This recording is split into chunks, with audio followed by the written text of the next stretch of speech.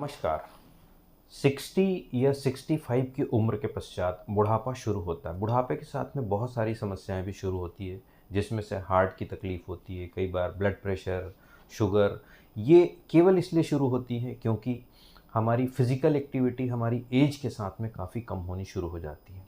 Same चीज़ हम देखते हैं कि चूंकि फिजिकल एक्टिविटी का सीधा संबंध हमारे जोड़ों और मांसपेशियों से, हड्डियों से है, और उम्र के साथ चाहे हार्मोन की कमी हो, एक्टिविटी कम हो, या न्यूट्रिशन की कमी हो, या फिर किसी बीमारी की वजह से, या फिर केवल जोड़ों की घिसावट या हड्डियों की कमजोरी की वजह से हमें बहुत सारी समस्याओं का बुजुर्गों में सामना करना पड़ता है। वर्ल्ड जेरिएट्रिक डे यह 1 अक्टूबर को मनाया जाता है। यह केवल इसलिए मनाया जाता है कि ताकि हम इसे अवेयर कर सकें कि जो भी व्यक्ति 60 या 65 के ऊपर है, उनके बुढ़ापे को हम किस तरीके से बेहतर बना सकते हैं।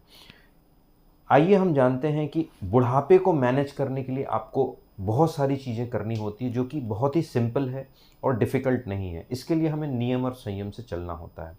आपका भोजन अच्छा हो, आपका डिसिप्लिन अच्छा हो, रेगुलर प्रॉपर एक्सरसाइज होनी बहुत आवश्यक है, जो आपके मांसपेशियों और हड्डियों को मजबूत बनाती है। साथ ही आपका भोजन बहुत अच्छा हो, जिसमें कैल्शियम, विटामिन डी और प्रोटीन की मात्रा संतुलित होनी बहुत आवश्यक है। मोटापे को कंट्रोल में रखना बहुत ज़रूरी है। साथ ही आपके शुगर और ब्लड प्रेशर को भी कंट्रोल करना बहुत आवश्यक है।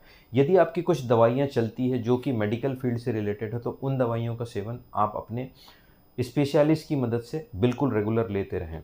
खासकर मैंने देखा हुआ है कि महिलाओं में चूँकि 50 प्लस में मेनोपॉज की वजह से भी हड्डियाँ काफ़ी कमज़ोर होती है, जिसको हम ऑस्टियोपोरोसिस कहते हैं। तो फीमेल में नॉर्मली 45 से 50 की उम्र के पश्चात हड्डियाँ कमज़ोर होनी शुरू हो जाती है, और मेल में 55 के पश्चात जो ऑस्टियोपोरोसिस, यह बुढ़ापे के डिसेबिलिटी का एक बहुत मुख्य कारण होता है। तो जब भी आपको ऐसी कोई परेशानी होती है जिसमें हम कहें कि आपकी हड्डियाँ कमज़ोर हो रही हो, या जोड़ों में दर्द हो, या मांसपेशियों की ताकत कम हो रही हो, तो आपको अवेयरनेस के रूप में इसके बारे में जानना बहुत आवश्यक है। अपने जोड़ों को मजबूत करने के लिए रेगुलर एक्सरसाइज, हड्डियों की मजबूती और मांसपेशियों के लिए किस प्रकार की कसरत करनी चाहिए, ये आपका समझना बहुत आवश्यक है।